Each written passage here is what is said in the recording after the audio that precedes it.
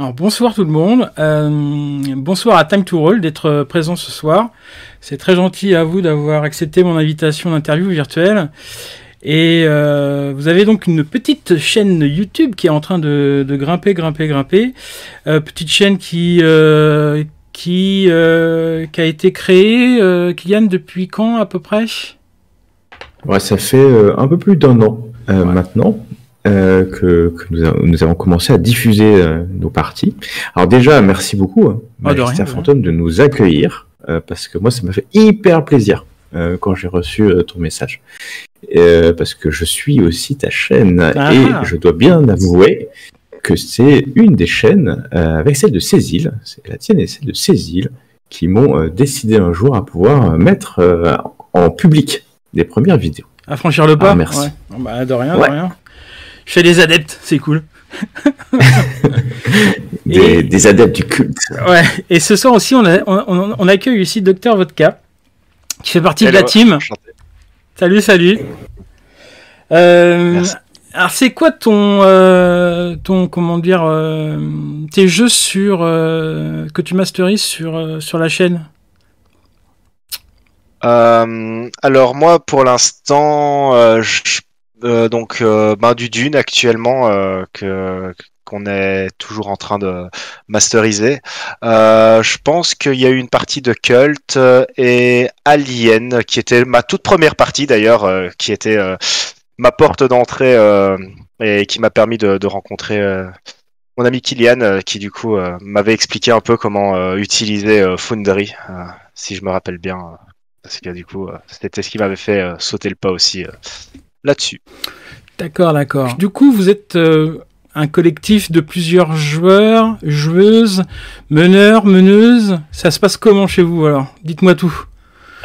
Alors, au tout début, en fait, on est un groupe de joueurs. Alors, il y a des Belges, des Français et Françaises, et des Luxembourgeois et luxembourgeoises. Ça, d'ailleurs, vous pouvez l'entendre certainement parfois à la vidéo, avec des accents différents.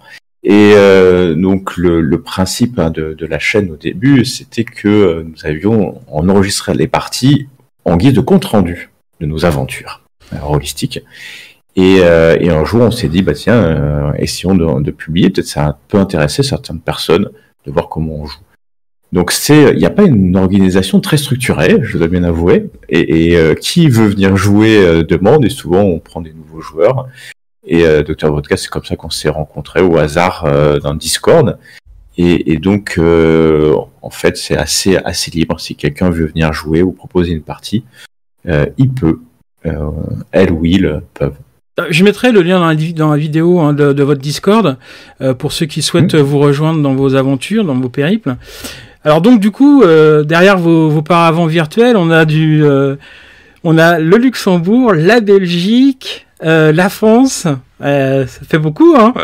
C'est pas mal. Vous êtes combien à peu près en tout, joueurs, joueuses, meneurs, meneuses? On est une quinzaine. Quand même, joueuses, qui tournent entre les différentes parties. C'est pour ça qu'entre les différentes parties, on trouve pas toujours les mêmes voix. Ouais.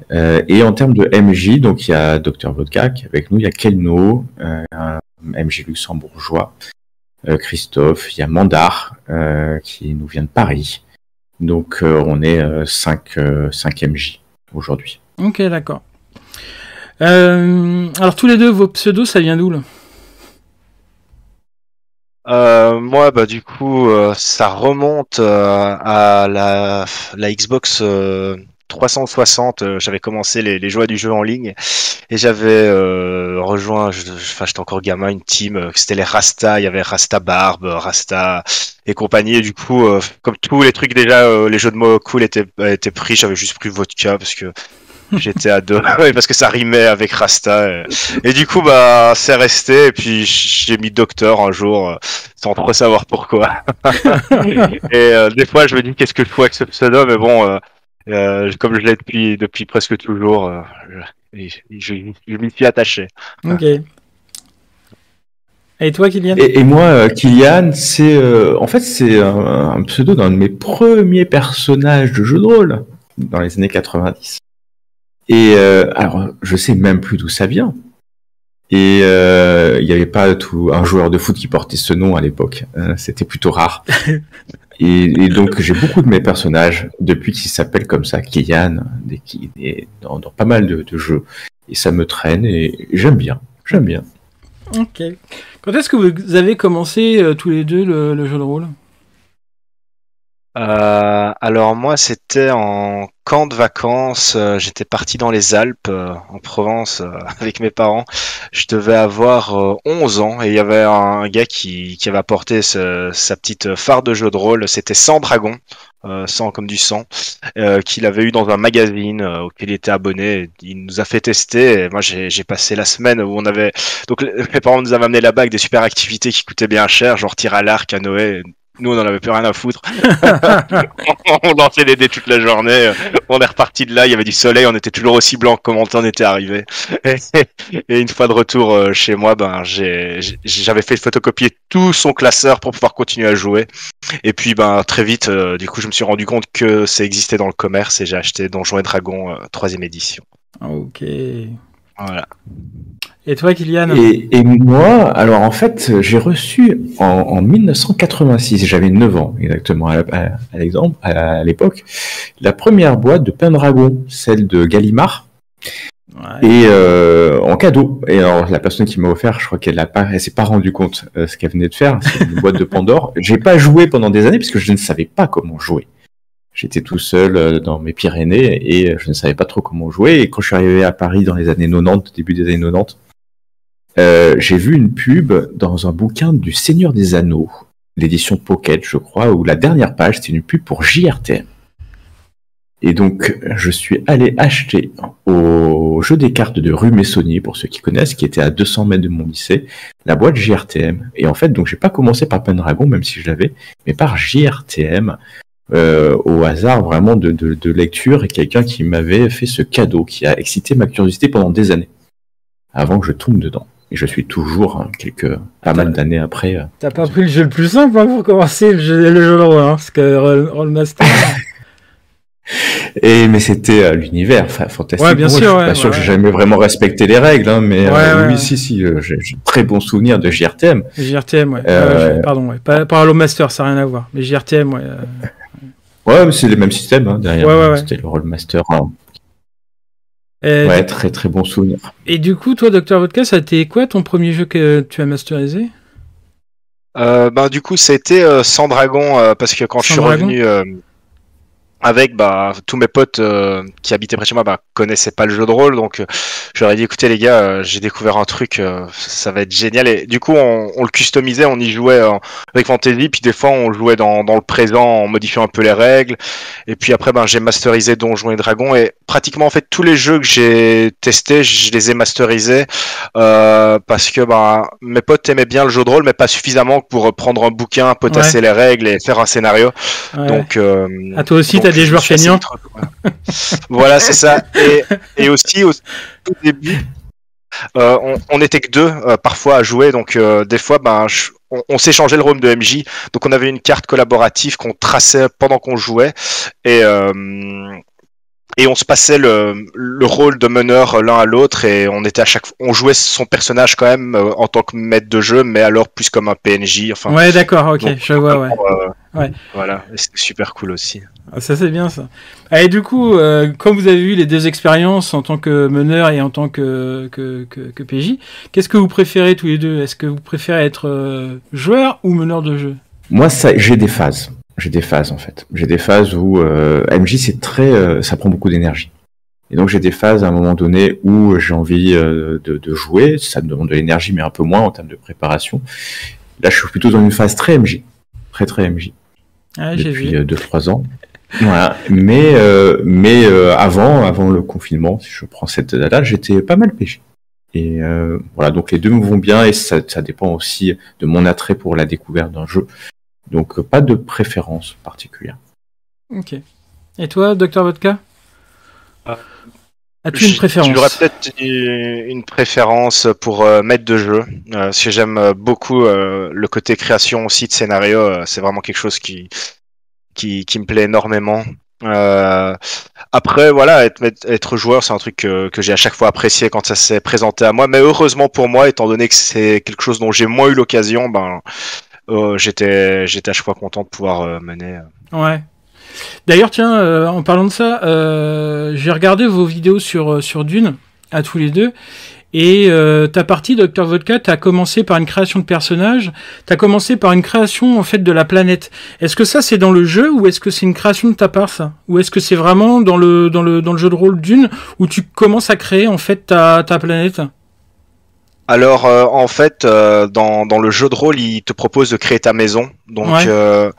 la planète, je saurais pas te dire si c'est vraiment explicitement mis dans le livre, mais ça se fait un peu naturellement parce qu'à partir du moment où tu crées ta maison, ben, t'as tendance à y mettre ta planète. Donc, Ouais, ça, tu c'est crées ton quelque chose écosystème derrière, etc. D'accord. Ça permet en fait de peaufiner un petit peu aussi le background des personnages, des joueurs, etc. Et puis d'avoir un peu plus de psychologie peut-être pour jouer derrière avec les personnages, quoi. C'était une bonne idée, j'ai trouvé en fait. C'est pour ça. Ben, je trouvais ça un bon ajout. Et pour avoir joué parfois, par exemple, au Seigneur des Anneaux, il y a des années, quand c'était sorti en jeu de rôle, je sais plus quelle version, ben, je trouve que des fois, quand tu as un lore qui est hyper présent, parce qu'à la base c'est un bouquin, c'est parfois dur de pouvoir sortir quand tu joues vraiment dans l'univers du créateur. Et ici, ce qui était cool d'avoir d'autres planètes, un super grand univers, c'est que tu peux un peu t'éloigner de la trame principale du lore que tout le monde va connaître pour t'offrir de réelles libertés. Parce que sinon, des fois, tu as un peu l'impression de hacker le récit, parce que bah, si tu vas tuer Paul Atreides, qu'est-ce qui se Ouais. passe? Enfin, après, ça peut être très cool, mais ce qui est chouette aussi, je trouve, c'est d'avoir vraiment le sentiment de vivre sa vraie épopée quand elle est un peu en dehors de ce qui est proposé par l'univers de base. Ouais. Et d'ailleurs, bon, tous les deux, là, vous avez donc masterisé Dune. Qu'est-ce que vous en avez pensé? Parce que moi, je suis un gros fan de Frank Herbert et puis des films. Alors, pas forcément du Dune qui vient de sortir, enfin, qui est sorti il y a pas très longtemps, mais plutôt celui de Lynch. Mais après, bon, c'est un parti pris, hein. Moi, j'aurais préféré celui de Jodorowsky, hein, clairement. Mais bon. Donc, qu'est-ce que vous avez pensé, en fait, de cette approche de Dune dans le jeu de rôle, en fait? Ouais, j'y vais sur Dune. Moi, je suis un grand fan des livres et aussi du film de Lynch, bien sûr. Je trouve qu'on retrouve la saveur de l'univers Ouais. dans le bouquin, en tout cas dans comment il est écrit et ce qu'on y voit. Après, moi, j'ai un gros sujet. On a un débat à chaque débriefing de partie sur le système. Et en fait, je dois être très honnête, je comprends pas ce qu'il fait là, quoi. Mais après, chacun y voit. Donc, on peut faire. Voilà, c'est compliqué, c'est pas forcément naturel pour moi. Et encore attention pour moi, hein. Je suis sûr que d'autres personnes vont trouver très très bien pour cet univers, mais je trouve qu'il fait pas ressortir particulièrement l'univers de Dune, et puis il est un peu complexe. Mais je trouve que, en tout cas dans nos parties, on se marre bien, et je retrouve, et justement Dr Vodka a fait exprès qu'on commence pas sur Arrakis, que ce soit pas Dune dès le début, ouais. Et tu vois, et en fait on tourne un peu autour, là je déflore pas, mais peut-être qu'on va y aller. Et on trouve ce sujet qui est le début du bouquin, où on n'est pas sur Arrakis directement, et on monte le truc, il y a un truc qui se passe, et qui nous amène.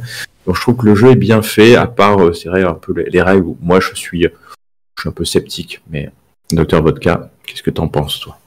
Moi je trouve que je pense que l'intention des règles est assez intéressante, parce que moi ce qui me plaît dans ce système de règles, qui est clairement assez déstabilisant, peut-être encore plus quand on a déjà joué à du jeu de rôle, parce que du coup on arrive avec un héritage, une façon de jouer qui est quand même assez semblable quel que soit le système la plupart du temps. Et ici c'est vraiment une vision qui est très différente. Mais moi ce que je trouve qui est hyper intéressant, c'est que dans la plupart des jeux de rôle, on va par exemple vouloir faire du marchandage, on va lancer un jet de dés, t'as réussi, t'as raté. Pareil pour plein de choses. Mais pour les combats, par contre, tu vas avoir 40 jets de dés. Et je trouve que du coup, il y a, et ça me dérange pas, mais c'est un fait, il y a un parti pris où il y aura un système hyper développé pour le combat, mais pas forcément pour le reste.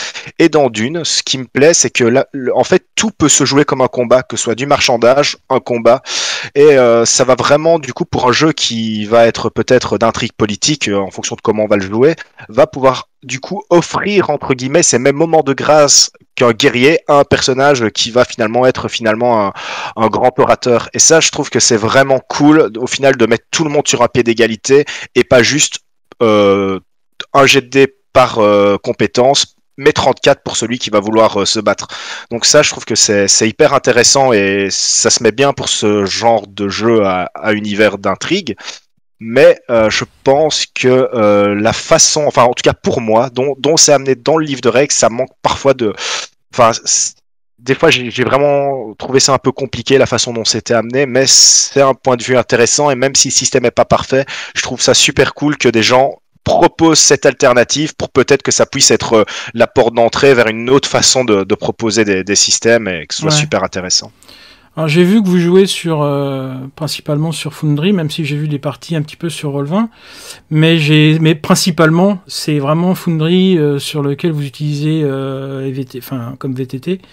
Et du coup, je sais qu'il y a un game system qui a été fait en anglais sur Dune. Est-ce qu'il est bien adapté pour la VTT ? Moi, de mon point de vue, je suis pas un expert comme Kylian de Foundry, donc c'est à mon avis lui qui pourra peut-être apporter plus de précision.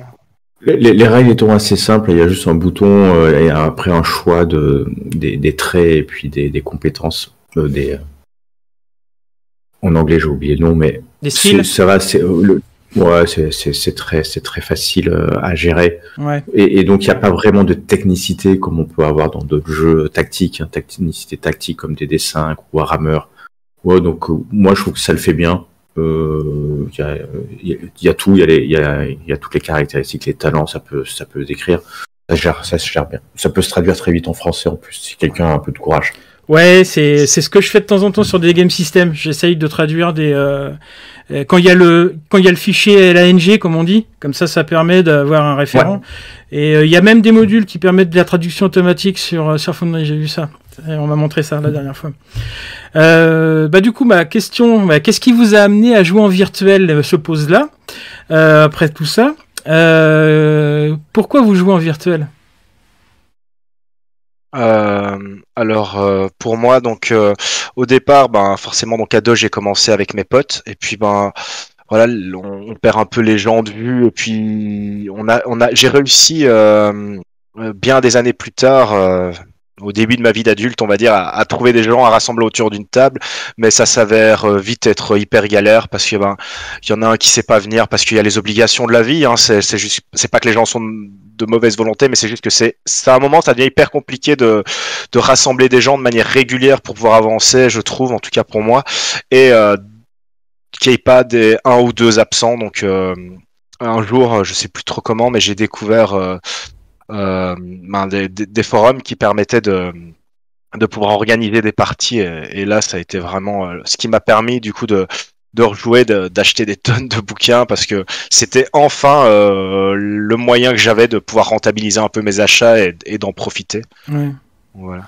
Il y a deux gros sites en fait pour le virtuel, hein. Il y a JDR Virtuel et puis il y a Virtua JDR qui sont les deux gros principaux en fait forums pour pouvoir trouver des joueurs en fait de jouer en virtuel. Alors je sais pas si c'est l'un des deux, mais voilà.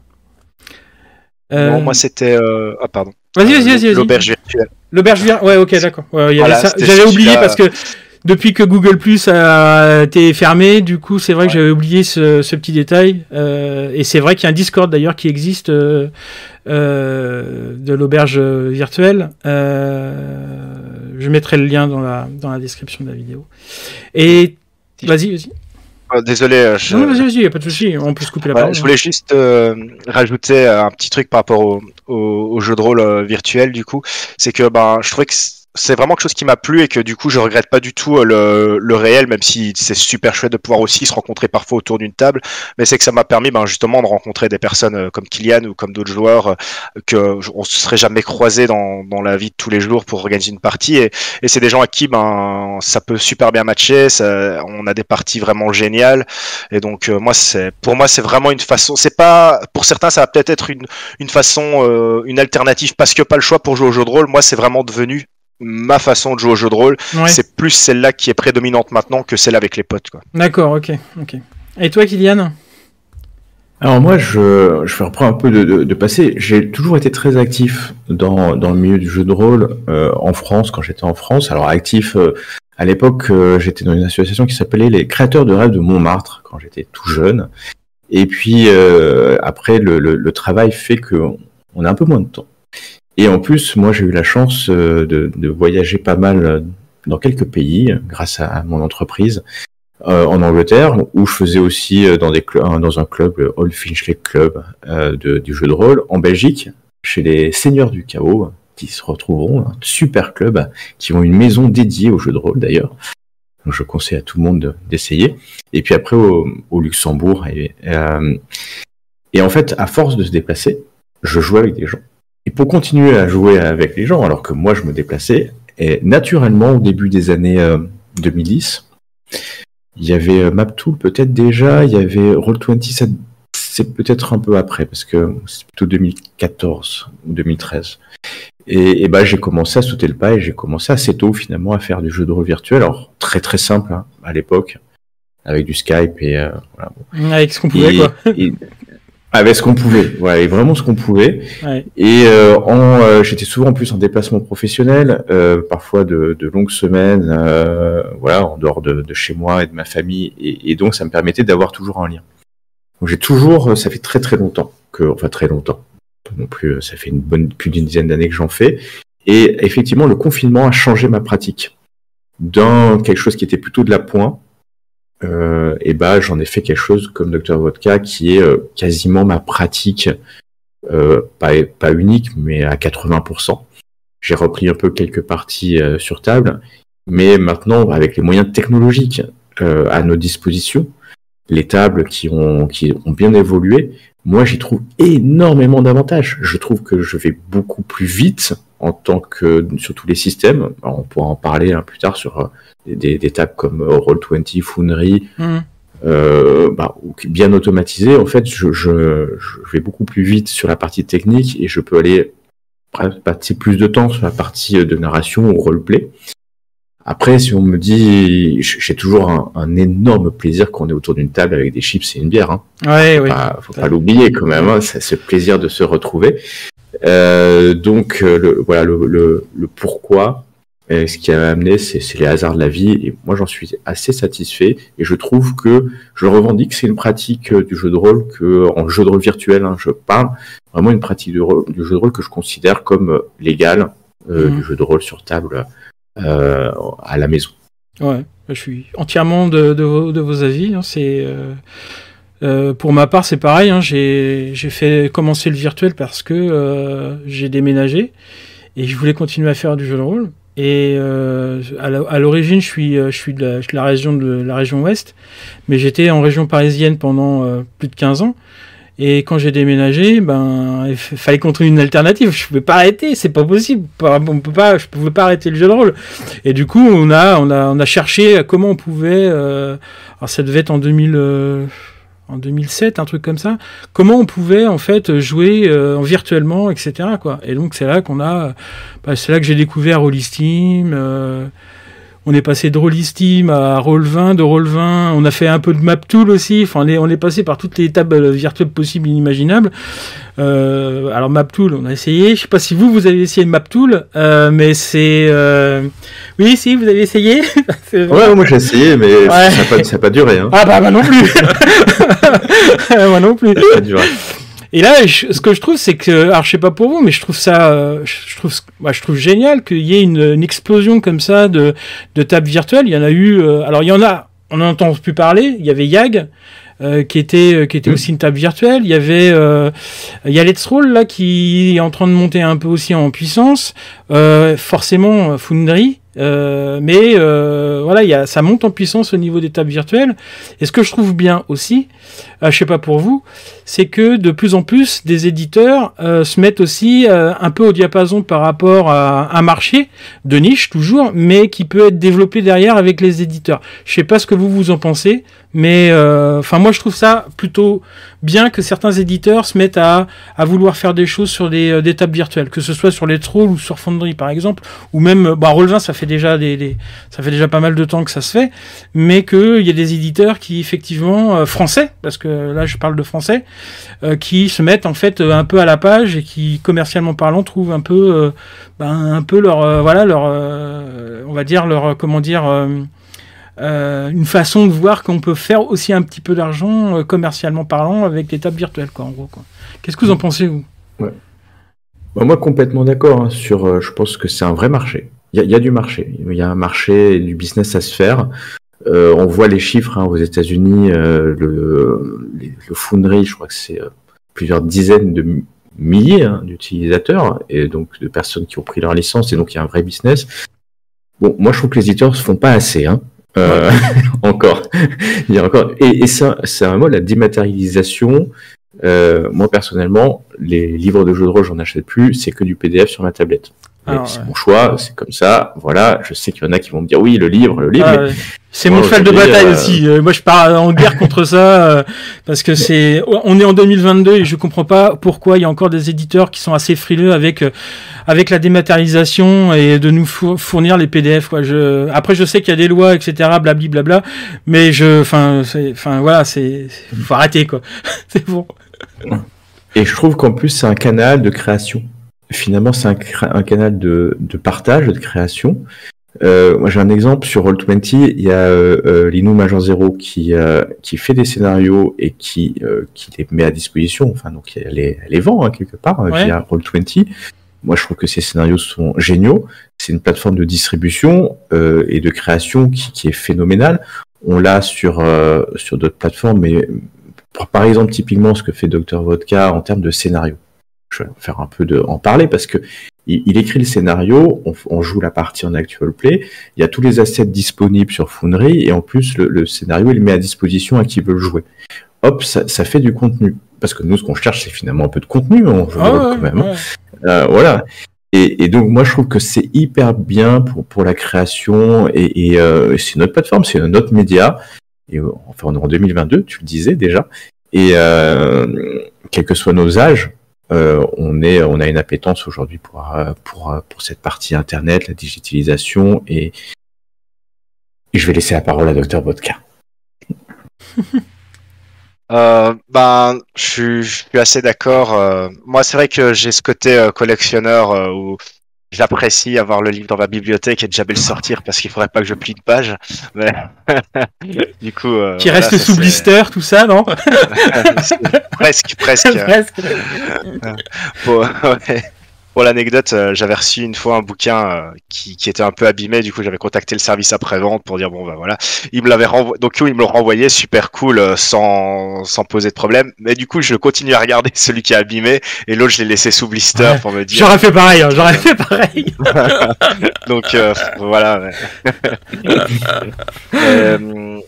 Mais du coup le dématérialiser, c'est clair que je trouve que c'est quand même une aide parce que surtout pour nous qui jouons en virtuel, en distanciel, voilà, pouvoir copier-coller la description d'une compétence à un joueur ou l'intégrer dans Foundry ou dans n'importe quel VTT, ça va être un gain de temps énorme, quoi, parce que au final, le PDF ne va rien nous permettre de faire de plus, parce qu'on peut tous recopier ce qu'on a dans notre livre. C'est juste qu'il va nous permettre de le faire de manière plus efficace. Ça va être beaucoup plus agréable. Et moi, par exemple, je m'étais amusé à faire une petite app mobile aussi qui générait des événements en fonction des jeux de rôle. C'est clair que j'étais content d'avoir reçu mes PDF à l'achat des bouquins parce que pour mes tables, je pouvais faire des centaines de copier-coller directs pour gérer certains trucs et des événements que de devoir taper tout à la main, quoi, par exemple. Ouais, c'est un gain de temps. De toute façon, le PDF, quand tu fais du copier-coller sur les VTT, c'est un gain de temps incroyable, quoi. Du coup, là, on parle de VTT. Vous êtes plutôt quoi comme VTT? Alors moi, je le sais, mais peut-être les gens qui nous écoutent ne le savent pas.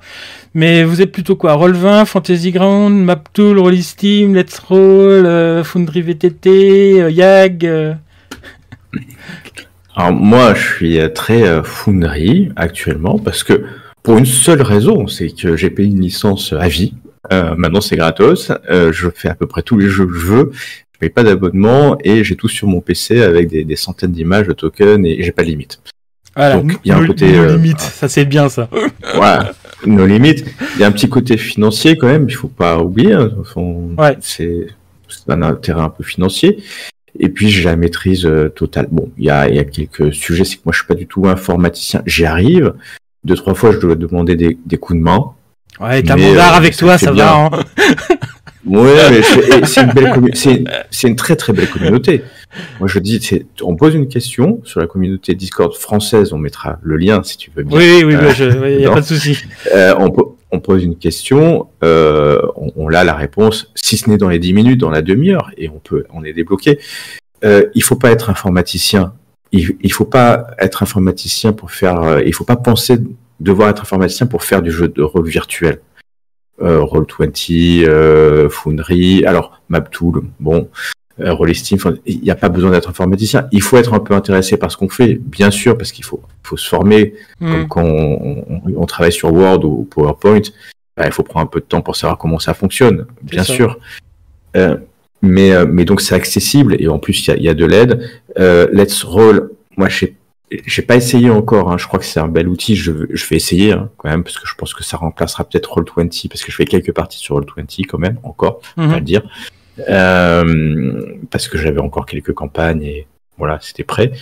Donc moi je suis assez ouvert, je pense que chaque outil, j'utilise Miro aussi, parce t'as pas mis dans ta liste, mais il y a Miro, oui, utiliser Miro, voilà, qui est pas forcément hyper automatisé, mais qui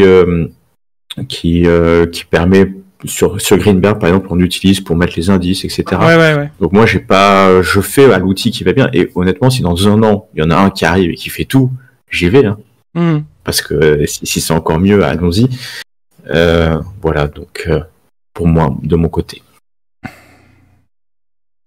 Moi, du coup, c'est clair que j'ai commencé par Roll20 et je trouvais que déjà, pour la plupart de ce que j'en avais comme utilité, il faisait le taf. Après, Foundry, clairement, je trouve que c'est celui qui va apporter le plus de facilité en partie. Par exemple, avec tout ce qui est automatisé, quand je joue Alien, par exemple, le fait de faire un jet de panique, ça va directement rajouter faire des ajouts dans les bonnes cases directement quand tu pousses tes jets dans du mutant ou dans du Forbidden Land, ça va tout de suite. Enfin, les choses sont tellement automatiques que ça te facilite grandement la partie. Donc pour moi, celui-là, c'est vraiment le plus efficace. C'est vrai que le fait qu'il ait eu un coup, ça peut un petit peu rebuter. Et je trouve, moi au départ, ce qui m'a fait prendre du temps avant d'aller dessus, c'était le côté installation, ou alors il fallait avoir un serveur, ou alors il fallait héberger de chez soi. Ça peut parfois être un petit peu rebutant pour des nouveaux utilisateurs, mais comme disait Kylian, la communauté française, elle était vraiment géniale. Je suis arrivé là, je connaissais personne. Tout de suite, on m'a aiguillé, on m'a dit maintenant on fait comme ça, tel module, tu vas voir, c'est super, installe ça et ça. C'est comme ça que Kylian directement, il est venu bien gentiment vers moi, il m'a expliqué tout ce qu'il fallait faire. Alors que moi, voilà, j'étais qu'une personne de plus qui venait toquer à la porte. Et donc, rien que ça, c'est pour moi ce qui fait la grosse différence avec parfois d'autres plateformes, c'est les gens qui sont dessus. Parce que quand tu as des gens aussi accueillants, ça ne peut que te donner envie de rester. En tout cas, de découvrir. Je suis d'accord. Il y a une grosse communauté sur Foundry qui permet de pouvoir aider les autres quand ils arrivent, etc. T'es très bien accueilli. Je suis entièrement de votre avis par rapport à ça. Et puis, qu'est-ce que je veux dire ? Oui. Moi, pour ma part, j'ai fait toutes les tables. J'ai fait toutes les VTT possibles, inimaginables. Et j'étais assez déçu, en fait, de ce qui s'est passé avec Fantasy Ground, alors que c'est un très bon outil, même si à l'achat, ça te coûte un rein. Mais lorsqu'ils ont relancé, en fait, leur système pour faire du Fantasy Ground Unity, ils sont un peu plantés. Et en même temps est arrivé Foundry. Et Foundry était en train de se développer, et puis ils ont carrément dépassé Fantasy Ground, quoi, à un moment. Et du coup, j'ai fait quand j'ai vu l'outil, j'ai fait ah ouais, mais c'est quand même vachement bien. la courbe d'apprentissage quand on vient de VTT, la courbe d'apprentissage, elle est pas très élevée sur Foundry. C'est-à-dire quand on vient d'un Roll20 ou même d'un Fantasy Ground, la courbe d'apprentissage est quand même assez courte. Quand on est débutant, c'est un peu plus long, mais on y arrive quand même. Et c'est ça que j'ai bien aimé en fait sur Foundry. Et puis le fait comme dans World of Warcraft, tu peux mettre des add-ons, tu peux mettre plein d'add-ons, tu peux même mettre plein de modules. Mais au bout d'un moment, il faut savoir dire stop, j'arrête, parce que sinon là, c'est en train de péter mon système. Donc voilà, donc. Et c'est les conseils pour les nouveaux arrivants. Ouais. Module après module. C'est ça. Trop, faut ça pas fonctionne mettre très bien de base. C'est ça, faut pas mettre 72 modules dès le départ parce que sinon on risque d'avoir des problèmes. Le seul truc que j'aurais à dire, c'est que sur Foundry, il faut quand même avoir, on va dire, pour être à l'aise, étant donné que c'est toi qui joues le serveur, avoir une bonne connexion internet quand même. Enfin, moi, tout ce que j'ai remarqué, c'est que tous les gens qui masterisent et qui font du Foundry, soit ils hébergent sur Forge pour pouvoir être à l'aise sur The Forge, ou soit ils ont la fibre derrière. Enfin, je sais pas pour vous ce que vous avez comme connexion internet, mais c'est ce que j'ai remarqué, quoi. Ouais, moi j'ai la fibre, hein, ouais. Et ça marche parfaitement. Bah oui. Ouais. Il faut une très très bonne ADSL, très bonne. Ouais, très bonne quoi. Pas très bonne et pas avoir sa femme, ses enfants qui sont en train de regarder Netflix en même temps quoi, parce que sinon c'est le bordel. Non mais tout le monde s'arrête quand le MJ joue. Ah ouais, non mais bon. Non mais c'est vrai, c'est le seul inconvénient que je trouve, et encore l'inconvénient qui peut être on va dire modifié, puisqu'on peut maintenant placer sa VTT sur un serveur qui s'appelle The Forge, qui est très bien. En plus, il y a le créateur qui est sur la fonderie, donc dès qu'on a un souci, pouf, on peut lui poser des questions. Et voilà, je sais plus comment il s'appelle, Caraca, il a un nom de perroquet. Kakaroto, je crois. Ouais, c'est ça. Et du coup, voilà, c'est génial, quoi. C'est génial qu'on puisse avoir une alternative, même si on n'a pas une connexion vraiment parfaite, de pouvoir le faire héberger sur The Forge. Et ça permet quand même à des joueurs qui ont des connexions un peu bancales de pouvoir jouer. Et ça, c'est bien. C'est top aussi. Hein. Et ça, c'est top. Et c'est pas extrêmement cher, c'est moins de 5 € par mois. Ouais, c'est un peu moins de 5 €. Ouais, après quand on est quand tu veux. Ouais, puis quand t'es un collectif de joueurs, après tu peux faire des comment on appelle ça, pas des Tipeee, mais tu vois, on se collecte, on dit bon bah voilà, tiens, je te file 5 € pour le serveur, etc. Donc quand on est un collectif de joueurs, ça passe mieux quoi, comme ça. Si t'as 5 joueurs, c'est 1 € par mois. Voilà, bah voilà. Ouais, ça va, c'est acceptable. C'est le prix d'un café. Voilà, ou d'un pain au chocolat. Oh putain, j'ai dit du pain au chocolat, je vais me faire tuer par les mecs qui disent chocolatine. Voilà. Ou chocolatine. Ouais, non, sinon, c'est... D'ailleurs, un autre avantage aussi que je pense à Foundry sur les autres... Après, peut-être, dites-moi si je me trompe, mais par exemple, c'est Free League qui propose aussi des modules. Bon, ça c'est payant encore en plus, mais par exemple, pour Mutant, pour Alien, Forbidden Lands, et donc pour une vingtaine d'euros, parfois moins, ça dépend. Ils font parfois des promos. On a du coup tous les tokens officiels, tous les trucs j'ai acheté. On a des compendiums, des trucs comme ça en fait. Et ça, c'est ça, mais ça va vraiment plus loin parce que, par exemple, pour Forbidden Lands, en plus d'avoir tous les items qu'on fait du drag and drop et où on gagne un temps de fou, il y a les cartes avec tous les petits tokens pour quand on visite la carte, on peut faire un cliquer glisser pour les mettre. Ils ont déjà fait les murs et tout, j'ai vu ça, putain, c'est énorme quoi. C'est énorme. Donc ça c'est vraiment chouette parce qu'encore une fois, tout le monde pourrait le faire soi-même, mais il faut déjà avoir la carte en bonne résolution, il faut avoir les petits tokens, il faut avoir les trucs. Donc c'est vrai que après je connais pas le temps de développement que ça prend pour mettre ça en vente et temps de rentabilité, mais j'aurais tendance à dire en tant que consommateur que 20-25 balles c'est peut-être un poil cher, mais d'un côté c'est vrai qu'il te file quand même énormément de contenu, mais après je veux dire en général c'est quand même je pense que c'est pas très rentable pour eux parce que effectivement t'as quand même peu d'achats. Ouais, puis qui c'est qui achète? C'est les meneurs de jeu, c'est pas les joueurs. On n'est pas, il y a pas 50 000, on n'est pas 100 000 meneurs de jeu quoi. Donc malheureusement c'est pas forcément. Un point, il y a dans la communauté, je vais le nommer, Carter, qui prépare des mondes prêts à l'emploi. sur des scénarios qui sont autorisés par les éditeurs. Il y a Brancalonia ou Brancalonia, je sais pas. Brancalonia. Brancalonia, voilà, il a fait le scénario gratuit sur Foundry avec toutes les cartes, etc. Donc c'est quelque chose aussi où c'est la communauté qui le fait. Donc c'est effectivement gratuit pour l'éditeur, mais ça, voilà, je trouve que c'est hyper pratique. Je vais le faire jouer et je remercie Carter pour faire ça et mettre à disposition ces mondes. Ouais, il fait pas mal de scénarios de Cthulhu aussi, et c'est, enfin, son travail est énorme, quoi. Et puis même, enfin, tout ce qu'ils ont développé en game system sur Cthulhu, ça, c'est énorme, quoi. C'est énorme. C'est vraiment top. Je conseille à ceux qui nous écoutent d'aller essayer Foundry et de venir sur la communauté pour tester. Je dis ça parce que j'y ai participé donc à l'appel de Cthulhu pour faire les compendiums, etc. Donc, et le travail qui a été fait, c'est vraiment c'est énorme, quoi. Et même la fiche de perso, enfin tout le game system qu'ils ont développé, enfin c'est vraiment très bon, quoi. Et alors je rajoute un point et après je m'arrête sur Foundry.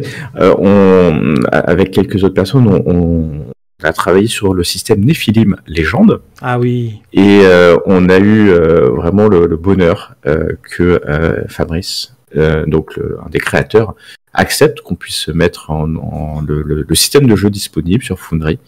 Et je suis hyper content de ça. Attends, juste une question. Donc du coup, le système que vous utilisez dans vos parties, c'est lui qui l'a repris derrière et qui l'a mis à dispo sur Game System.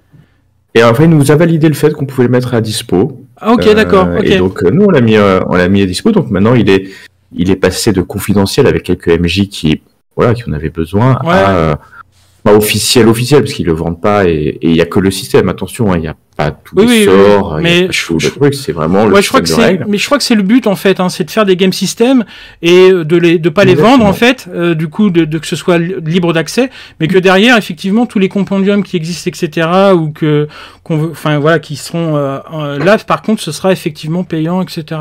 Bon, je trouve que c'est une bonne idée, comme ça permet de pas bloquer les gens qui ont pas les sous et qui veulent quand même jouer aussi avec le game system. Après de rentrer ce qu'ils veulent sur Foundry, quoi. Exactement.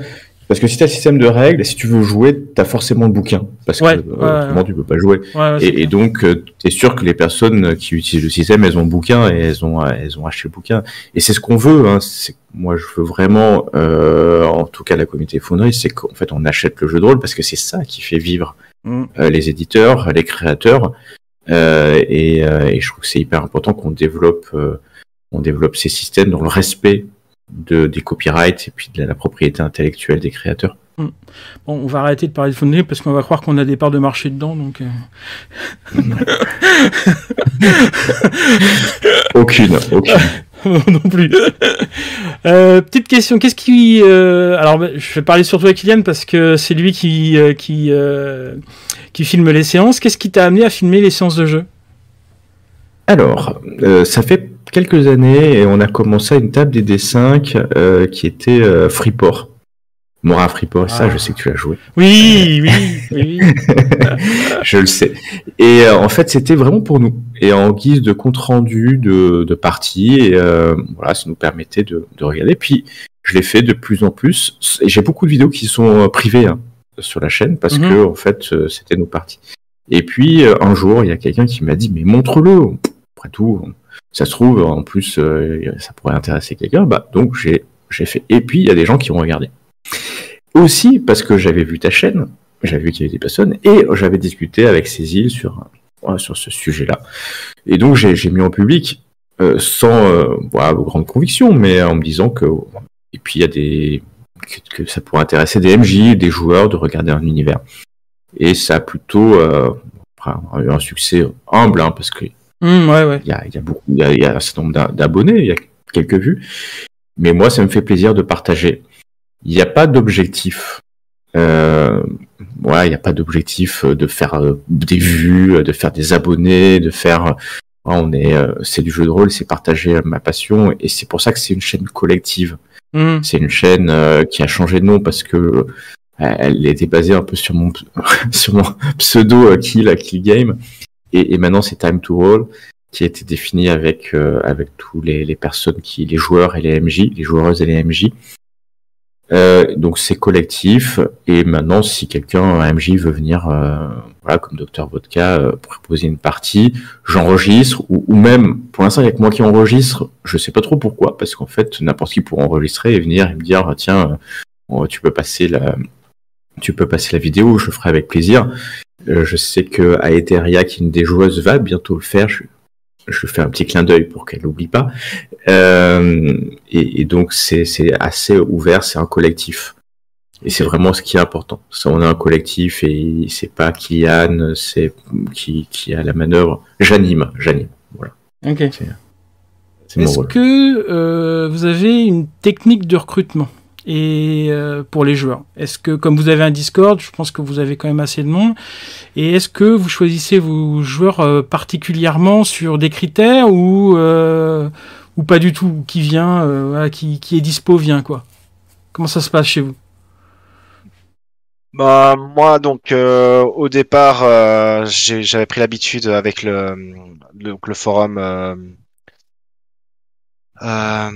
l'auberge virtuelle, en fait, où je postais une annonce, et c'était vraiment qui est dispo vient, quoi, et je proposais du coup un univers, une partie, un jeu, et puis ça m'arrive encore de le faire, mais moins, parce que voilà, au fil des parties, on crée un petit peu des amitiés, des relations, on va dire, et donc maintenant, plus naturellement, je vais d'abord aller demander avec les gens à qui j'ai des habitudes de jouer, qui je sais seront demandeurs, et si parfois il reste de la place, alors j'irai voir si des gens sont intéressés.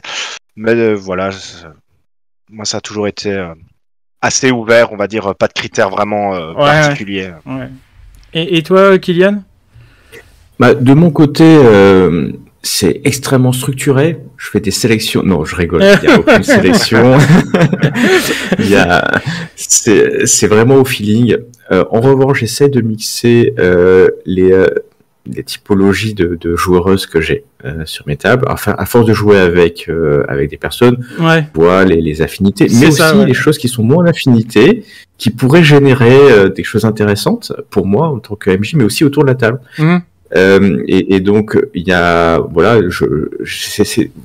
si tu as vu quelques vidéos, c'est pas toujours les mêmes joueurs, il y en a certains des réguliers. Il faut savoir que je joue aussi avec ma femme qui est joueuse dans mes parties, et donc c'est un mix où quand même je réfléchis un peu à l'équilibre, et surtout souvent ce que je fais, c'est qu'avant de commencer une campagne, parce que moi j'aime bien jouer en campagne, je fais 1 ou 2 one shot pour tester l'équilibre, est-ce que les gens vont pouvoir fonctionner ensemble, parce que ça évite les déconvenus pendant une campagne.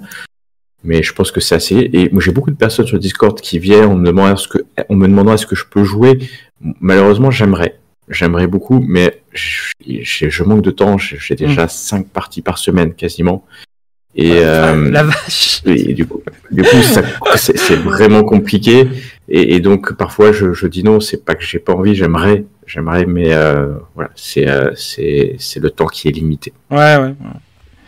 Ah, mais je parle de ça parce que effectivement, quand je faisais partie de la grosse communauté de JDR virtuel, on ne sait pas à qui on s'adresse, on ne sait pas quel joueur c'est.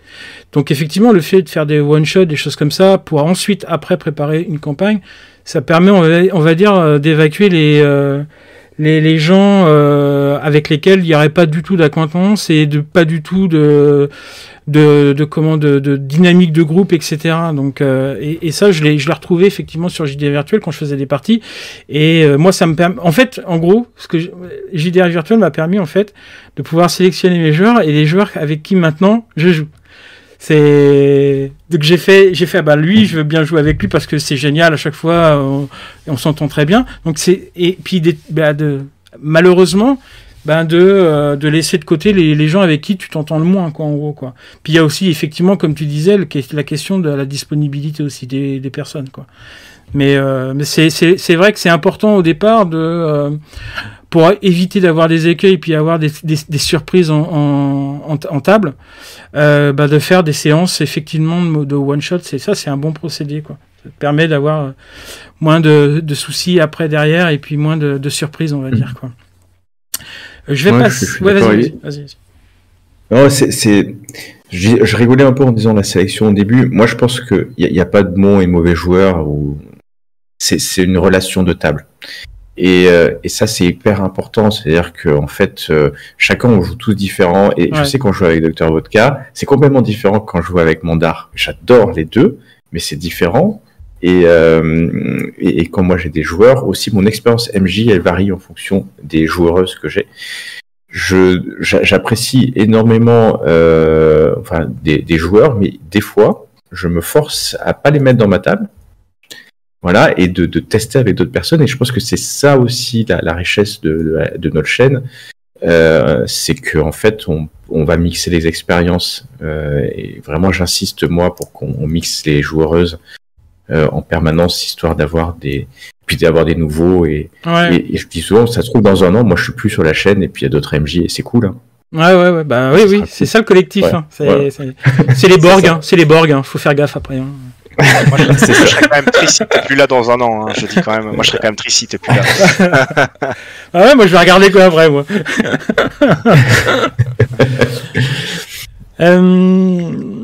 Alors, je précise, hein, Mandar, qui est dans votre collectif de joueurs et de joueuses, masterise chez vous, si je ne me trompe pas, du Star Wars. Hein. On est d'accord, hein? Exactement. Sur l'héritage infini, il me semble, c'est ça?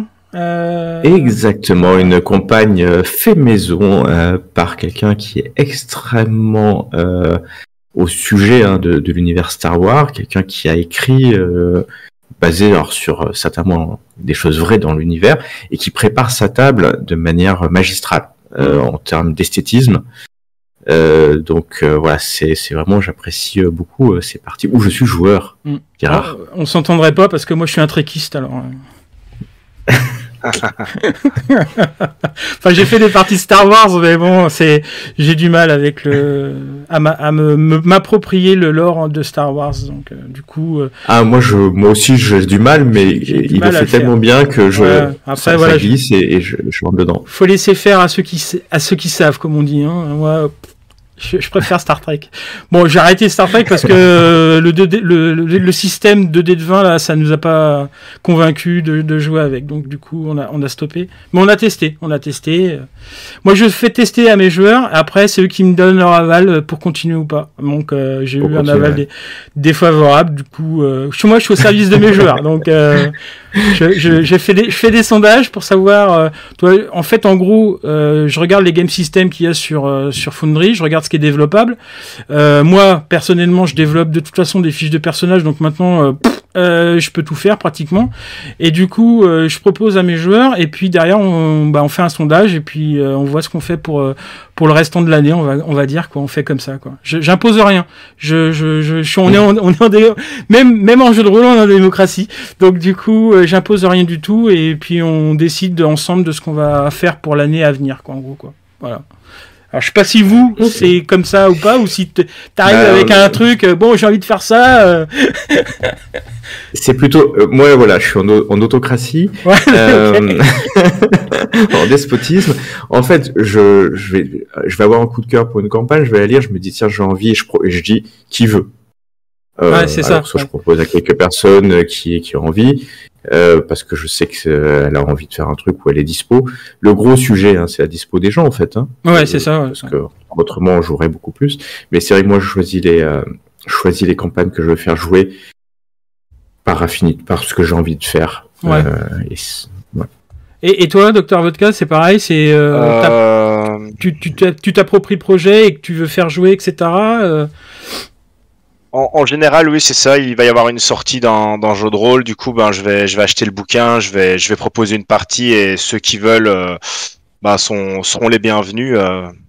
Et ça dépend. Des fois aussi, je réponds à la demande de mes joueurs, mais c'est souvent parce qu'une fois, ils ont testé un des jeux que du coup je possède et ils me disent ah bah tiens, on s'était bien marré, est-ce que tu referais pas un truc? Donc ça peut arriver aussi parce que bah voilà, c'est toujours. Je suis pas contraire, mais ça reste en général dans ce qui me plaît quand même. En tout cas en tant que MJ, quoi, parce que ça demande quand même une certaine préparation, un investissement, donc ben, j'ai quand même tendance à prendre quelque chose dans lequel je me sens à l'aise de faire ça pour que l'expérience aussi des joueurs soit quand même cool. Comment vous vous organisez en fait dans le virtuel? La préparation des scénarios, le temps que vous y consacrez, est-ce qu'il y a des outils spécifiques que vous utilisez pour préparer vos scénarios, que ce soit un cahier, que ce soit des outils virtuels ou des logiciels, etc. Comment vous vous organisez tous les deux lorsque vous faites des scénarios? Je commence? Okay. Oui. Bah, du coup, alors moi, pour les scénarios, donc moi, ce que j'aime vraiment, donc, bah, c'est vraiment donc les créer moi-même. Donc, j'utilise très rarement des scénarios déjà proposés.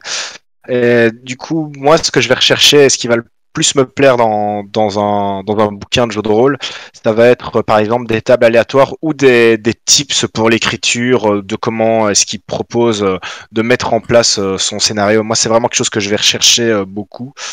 Par exemple, dans Mutant, dans Forbidden Lands, il y a ou même Tales from the Loop, des événements, par exemple aléatoires où tu lances des dés, il va te dire, bah, par exemple, une étoile tombée du ciel, ou bah, c'est des choses comme ça, moi, qui vont me permettre de dire, ah bah tiens, ça a l'air cool, je visualise et je vais broder autour.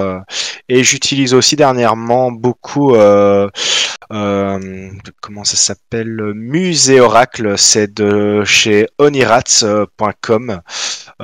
C'est des cartes avec qui sont super bien faites, qui sont disponibles à l'achat en PDF pour une très petite somme, et dessus il y a des actions, il y a des adjectifs qui permettent du coup de stimuler l'imagination quand je lis, et moi c'est beaucoup ce que je vais utiliser. Voilà. Ok. De mon côté, ouais, vas-y. Non mais en fait, t'es un adepte de Tracon et Tronchon, quoi. Je sais pas si vous connaissez. Je connais, mais j'ai jamais joué. Bon, y a plein de tables et puis tu fais ton scénario avec des tables en gros, quoi, et tu commences comme ça. C'est un truc expéditif dès le départ et après tu brodes, etc. Donc c'est assez sympa. Est-ce que tu utilises par contre des outils informatiques pour créer tes scénarios, sur quel support en fait tu écris en fait en gros, quoi? Est-ce que tu utilises Word ou un cahier, papier, crayon?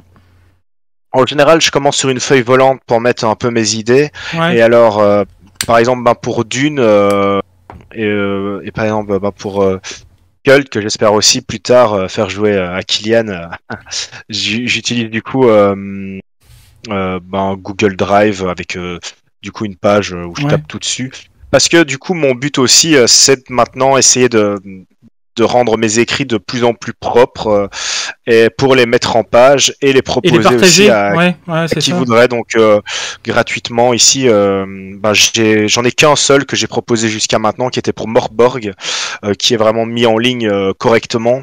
Dune, j'espère qu'il sera, mais c'était un peu la première fois où je me prêtais à l'exercice de le proposer à quelqu'un d'autre, donc c'est toujours différent quand on écrit un scénario qui doit être lu par des gens et pour soi-même. Par contre, Cult, là, ce sera vraiment un truc dont je pense je serai fier. J'ai une tonne de pages, ça sera vraiment une chouette campagne. Donc j'ai vu vos parties sur Cult là. Ouais, ça c'était. J'avais l'impression d'être au boulot, quoi, et qu'on me gueulait dessus, hein, quand même. Hein. Non, alors aparté, hein, Cult, je l'ai ici, mais je pense pas que je le fasse jouer parce que mes joueurs déjà, je pense pas qu'ils apprécieraient ce genre d'univers, et j'ai vraiment beaucoup de mal avec cet univers en fait de Cult, quoi. J'ai beaucoup de mal. Hein. J'avais pas la boule au ventre quand j'ai regardé vos parties, mais j'avais mal pour certains joueurs quand même, quoi, quand j'ai regardé, mais ouais, je sais pas, c'est pas un univers comment dire, sur lequel je vais aller comme ça naturellement, quoi. Je sais pas si quelle est votre expérience par rapport à ça en tant que meneur et puis en tant que joueur, parce que vous avez été tous les deux meneurs et joueurs, je crois, sur les parties. Donc du coup, quelle est votre expérience par rapport à cet univers un peu barré quand même, hein, faut le dire, hein, un peu cultiste. Ouais, un peu culte. Alors Cult, moi je l'ai connu dans la première édition où l'objectif était de découvrir le voile, l'illusion, ce qui se cachait derrière. Le parti pris de la nouvelle édition est qu'en fait les joueurs savent et d'ailleurs les compétences l'indiquent qu'il y a une illusion. Et donc, en fait, on est obligé de jouer sur ce qui était très bien fait par Dr Vodka dans la première partie, sur des relations, le malaise social, des relations qui sont très humaines et très contemporaines, parce que c'est du contemporain. Ouais. Et tu vois, si tu parlais, t'avais l'impression de te faire engueuler au bureau. Il y a une scène effectivement culte où le mec il se fait quasiment virer au tout début et en fait c'est horrible. Enfin c'est horrible. Ça dépend de quel côté de la table tu es, mais c'était dur. Et je pense que c'est ça qui est compliqué dans Cult. C'est à la fois il faut que tu arrives à générer de l'émotion sur du contemporain. Il y a un univers qui est très très riche derrière avec les arcs. Enfin, je vais pas déflorer, mais les archanges, les archontes, voilà. Et qui est finalement très proche un peu du mythe, enfin proche, où on peut raccrocher au mythe de Cthulhu. Moi, ce que j'aime, la première édition, j'ai jamais aimé. Parce que en fait, du sang pour du sang, entre guillemets, la violence pour la violence, j'y trouve pas d'intérêt particulier. La deuxième, cette édition-là, alors qu'il n'y a pas la deuxième d'ailleurs, certainement la quatrième peut-être, c'est du Power by the Apocalypse, et là le joueur en fait intervient beaucoup plus. Et moi j'ai vraiment adoré maîtriser, parce qu'en fait je vais laisser le joueur rentrer, et quand il a un succès d'écrire ce qu'il va faire, quand il a un échec, et en fait on est vraiment dans la narration partagée mais bien cadrée quand même, parce que le joueur peut pas tout narrer. Et moi j'ai trouvé que c'était ça qui était intéressant dans cette version de Cult. Moi, j'aime bien l'univers parce que j'aime bien ce qui est un peu dark. Donc, voilà, je m'y retrouve. Mais pour les joueurs, cette capacité à partager un peu la narration et à prendre un peu, quitte à soit même au détriment de son personnage, en fait. C'est un peu dark et à la fin, souvent, ça se passe mal. Donc, j'aime bien. Après, est-ce que je le jouerai en campagne, long, etc. Je suis pas sûr. Pas sûr d'arriver à faire quelque chose en très longue campagne. Je préfère du Cthulhu pour ça, je pense. Ok. Du coup, je vais rester avec toi, Kylian, puisque comment tu t'organises pour tes scénarios ? Ah oui, comment je m'organise ? Effectivement. Alors, le temps que vous y consacrez, parce que moi, je sais que je suis un fou furieux.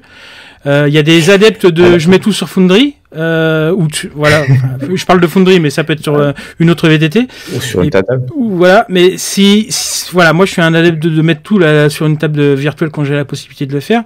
Comme ça, j'ai plus rien. J'ai tout sous le nez, en gros, quoi. Et pour toi, comment ça se passe ? Comment tu t'organises ? Alors pour moi, déjà, contrairement à Dr Vodka, moi j'écris quasiment aucun des scénarios. À part que j'ai écrit ou Toulouse de temps en temps, et donc c'est du commerce, c'est des campagnes souvent du commerce. Ouais. Donc c'est ça que c'est. Du coup, les préparations sont différentes parce que je passe du temps à plutôt copier-coller ou j'ai acheté quelques modules, les modules Warhammer par exemple, je les ai achetés. Donc ça me fait gagner du temps. Moi, je suis PDF, table, les battle maps, je les récupère sur Internet. J'ai aucun talent artistique. Donc en fait, je sais pas faire une battle map, et donc en fait, il y a des gens très bien qui savent faire, et je les récupère, je les copie-colle et je les réutilise. Je passe énormément de temps à préparer. Je pense que j'ai un ratio, j'ai déjà calculé, il faut que j'arrête. Pour 1 heure de jeu, je dois faire 1h30 de préparation. De prépa, ouais. Et parce que j'ai bien calculé, c'est-à-dire une séance où je vais faire 3 heures, j'ai bien dû passer 4-5 heures de préparation. Ça va vite, 4-5 heures, tu lis le scénar, c'est tout compris. Oui, c'est tout compris. Tu prends les maps, installer. Donc maintenant, pour optimiser, je prépare toute la campagne au début. Je fais tout d'un coup. Je fais pas par partie. Ce que j'ai fait pour Greenberg, j'ai tout fait. Tout copié, tous les images, tous les trucs, même s'il y a beaucoup que je vais pas faire, parce que bien entendu les joueurs ils vont pas aller exactement au jeu, mais au moins je séquence pas et vraiment j'ai resserré. Le max c'est l'Odyssée des Seigneurs Dragons. Honnêtement, c'est pas des centaines, mais plus d'une centaine d'heures, c'est sûr, de préparation. Largement plus, puisqu'on a joué quasiment 2 ans, tous les lundis. Et donc je prépare beaucoup. plus que si c'était IRL, sur table. Mais ça fait aussi le fait que quand j'arrive devant l'écran, je suis hyper à l'aise. Je suis hyper à l'aise et je peux impro parce que je connais hyper bien. Donc je m'y retrouve. Ok. Je vais parler un peu technique parce que donc tu uploads tes vidéos sur YouTube, mais il y a du montage derrière. C'est ce que j'ai remarqué. Hein. Après, je sais pas, je sais pas quel est ce degré de montage que tu as. Alors, le degré de montage, c'est qu'en fait, je monte en live. Non, je coupe en live. C'est-à-dire que quand je coupe, j'ai une touche sur mon clavier qui est la pause. Et en fait, je ne retouche pas la vidéo après, je fais en live. Quand je pense qu'il y a une longueur, quand je pense qu'il y a un truc qui va pas, etc., je pose. Et donc, en fait, je ne touche que le son. Après, c'est-à-dire qu'en fait, je normalise le son avec Audacity. C'est tout ce que je fais, histoire que les voix soient égales et que j'ai pas une voix qui écrase les autres. Et je mets une petite musique d'ascenseur, une petite musique libre de droit pour habiller les trous, les silences. Mais donc, en fait, le montage de chaque vidéo me prend un quart d'heure, 20 minutes après coup, un quart d'heure matin. Ce qui est le plus long, c'est chapitrer, parce que j'aime chapitrer les scènes et les parties, histoire que, en fait, comme c'est un compte rendu à la base, je puisse aller rapidement voir ce qu'on avait fait. Ouais, mais le montage, il n'y a pas de montage vidéo. Sauf quand c'est très exceptionnel, quand j'ai un dérapage incontrôlé que je veux effacer, un mot que je veux pas avoir, une scène où je considère qu'en fait ou flouter des vidéos sur Odyssée des Seigneurs Dragons par exemple. Par exemple, parce qu'au début, comme c'était pas pour être diffusé. Ah oui, j'ai bien compris. J'ai bien compris. Voilà, donc c'est vraiment ça. Mais je fais très très peu. Je veux pas passer de temps. Parce qu'en fait, c'est assez amateur. Hein. Enfin, on est des amateurs. Hein. Faut pas l'oublier. Donc, c'est clair. On montre, et donc, moi, ça me va bien comme ça. J'admire quelqu'un que j'aime beaucoup, c'est Arbassin sur Fumbleplay, qui fait beaucoup de montage et c'est quasiment un film. Enfin, quasiment quelque chose de pro. Ça lui prend beaucoup de temps. Moi, je joue tellement que je préfère prendre mon temps à jouer. À préparer mes scénarios qu'à monter. Ouais, et puis il faut dire aussi un truc, c'est que ils ont des équipes qui sont derrière aussi. Hein. Nous, on est seuls à chaque fois qu'on fait des trucs, qu'on monte, etc. Nos vidéos, on est, on n'a pas une équipe de roll and play derrière à monter les vidéos, etc. Enfin, on fait tout seul. Hein. Donc c'est ça. Ouais, et donc il faut être parcimonieux de son temps. Hein, ouais, mais c'est pour ça que j'ai arrêté de monter mes vidéos, moi, parce que ça me prenait un temps mais taré. Au départ, j'avais, je sais pas si pour toi tu voulais le faire ou si tu as jamais eu l'idée, mais c'était de diviser en fait mes parties. C'est-à-dire, je faisais 3 heures de vidéo et puis derrière je découpais parce qu'on m'avait dit si tu fais des vidéos de 20 minutes, tu seras plus regardé, etc. Mais en fait, je l'ai fait, j'ai vu que ça me prenait beaucoup de temps et qu'au final ça m'apportait pas plus. Et puis surtout que mon but c'était pas d'avoir des vues, mais j'avais eu des retours de commentaires en disant tes parties sont trop longues, etc. Et j'avais fait un sondage, et puis les gens étaient d'accord pour faire des parties de 20-30 minutes à regarder. C'était plus simple. Parce qu'il y avait beaucoup de gens qui regardaient soit dans le métro, qui regardaient dans les transports en commun, enfin qui écoutaient plus qu'ils ne regardaient d'ailleurs. Et du coup, j'ai monté mes vidéos, mais j'ai vu que ça me prenait un ton de malade mental, et donc j'ai arrêté. Et maintenant, je fais plus que du live.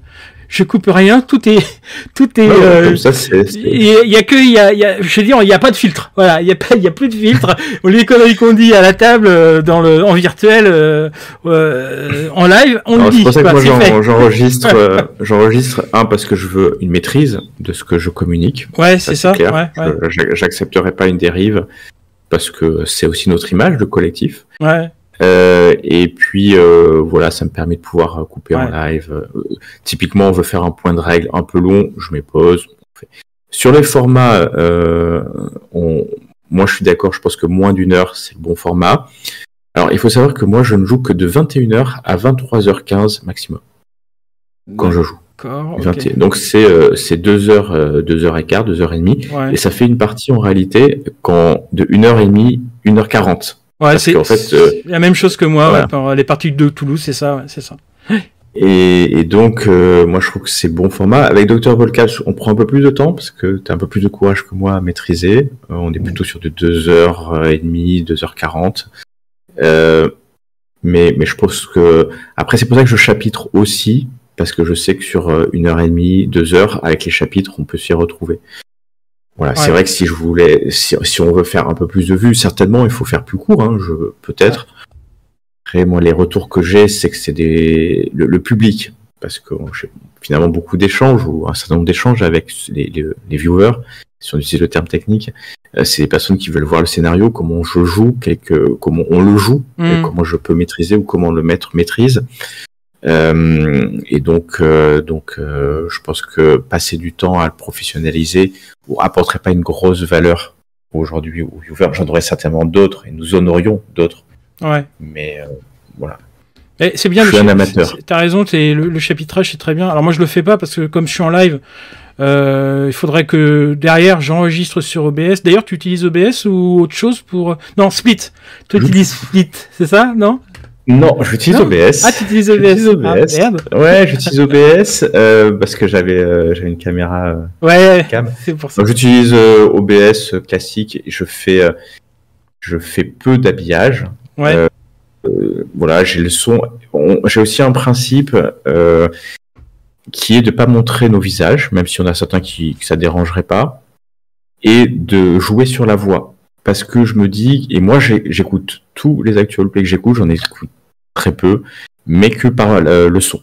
Et en fait, moi ce que j'essaie de faire, c'est comme en plus on est en virtuel, d'appuyer sur la description. De comment le PNJ va, voilà, décrire son visage plus que le jouer moi-même. Et je sais que ça, à l'écoute, ça ressort un peu, pas toujours, parce que parfois on est un peu fatigué, mais que ça soit écoutable aussi en podcast son. Et voilà, c'est ma question à tous les deux, en fait, c'est est-ce que votre façon de masteriser est complètement en virtuel et complètement différente que celle autour d'une table? T'insistais sur le fait, effectivement, de faire des descriptions, etc. Mais est-ce que votre façon de masteriser a changé depuis que vous jouez en virtuel, en fait? Moi, pas trop. On va dire que, par contre, ça me prend plus de temps, en général, les préparations en virtuel, parce que, du coup, les outils vont avoir naturellement tendance à vouloir en faire plus. Par exemple, les personnages, les tokens, les trucs, c'est plus facile que si je devais faire ça en réel, ça me demanderait tellement de matos et tellement de temps que je ne le ferais pas. Alors qu'en virtuel, j'ai la possibilité de pouvoir, avec des cliquer glisser, des uploads, de pouvoir tout de suite faire des trucs vraiment, vraiment terribles. Donc ça change un petit peu plus mon organisation sur comment est-ce que je vais gérer ma préparation, mais au final, à part ces quelques ajouts, ça change pas des masses sur comment je vais faire jouer mes parties. Okay. Moi, de mon côté, je considère que je n'ai pas le non-verbal en virtuel. Même si on a la caméra souvent entre nous, moi en tout cas jamais systématiquement et mes joueurs le voient. Et donc je fais attention à ça. Quand je suis autour d'une table, j'ai le non-verbal. Je vais mettre mes mains, je vais mettre une posture du PNJ ou dans mes descriptions montrer, etc. Et donc je travaille beaucoup sur ça et j'essaie de me dire, en fait, en face, on ne me voit pas. Et donc je dois pallier par quelques mots. Essayer en tout cas, parce que c'est pas toujours une réussite. Ouais. Et en plus, non seulement j'ai pas le mot non-verbal, mais j'ai pas le non-verbal des autres joueurs. Parce que je vois pas toujours, il y a des mots. Et ça, pour un MJ, c'est très compliqué. L'attention, la prise de parole, s'assurer que la personne est toujours dans le jeu, pas parce qu'il y a des moments où elle a aussi besoin de se reposer. Ça, c'est très compliqué en virtuel. Et en plus, il faut que je monte en même temps. Il faut que j'appuie sur le bouton de temps en temps, que je vérifie que OBS est toujours bon et que ça sature pas. Donc c'est pour ça que je peux pas jouer plus de 2 heures. Je peux pas maîtriser plus de 2 heures parce que en fait j'ai un niveau de fatigue extrême au bout d'un moment et donc voilà, ça change. Alors que sur table je peux faire 4 heures sans problème et parce qu'en plus c'est plus lent sur table parce qu'on va manger, on va faire. En virtuel en réalité il y a un peu de small talk au début, on discute un peu, mais très vite on est dans la partie, on est très immergé dans la partie. On est sur 2 heures, on va très immergé, et donc Ouais. c'est intellectuellement quand même fort, surtout si tu as un peu d'émotion, ou voilà. Donc c'est pas la même chose pour moi. Ah non, mais c'est clair, parce que nous, on avait calculé autour d'une table, on jouait à peu près 3 heures, on commençait à 11 heures le matin, on finissait à 23 heures le soir, et on jouait 3 heures parce que on bouffait, on discutait, etc., etc. Finalement, on jouait autant qu'en virtuel, quoi. Donc, bon. Mais par contre, c'est vrai que la fatigue est là, quoi. En virtuel, je l'ai remarqué parce que j'ai fait aussi des séances il y a pas très longtemps IRL autour d'une table, et j'étais plus fatigué. Je suis plus fatigué quand je fais des séances en virtuel que quand je suis autour d'une table. Ça, c'est dingo. Hein. On est plus parce que psychologiquement et puis je sais pas pour quelle raison. Hein, j'en ai aucune idée. Mais peut-être que psychologiquement, on est plus à l'attention de ce qu'on. En plus, nous, on fait tout seul. On a un peu les rails briquets, c'est-à-dire que on va regarder OBS si ça fonctionne bien. Quand t'es en live, tu regardes s'il y a pas des merdes, etc. Tu réponds en plus au chat. T'as les yeux un peu partout. Donc, je pense qu'effectivement t'es plus fatigué physiquement en tant que meneur de jeu sur du virtuel qu'autour d'une table, quoi. Enfin, je sais pas pour toi, mais moi, c'est cette impression que j'ai eu, quoi. Qu'est-ce que je voulais dire est-ce que vous avez un regard particulier tous les deux sur les parties que vous faites? Est-ce que par hasard vous regardez vos parties? Ça, c'est une question intéressante parce que personnellement, sur des parties, quand il y a eu un peu trop de temps d'écouler, un mois par exemple, les vidéos me permettent en fait de me souvenir en fait de ce qu'ont fait les joueurs. Est-ce que c'est votre cas aussi?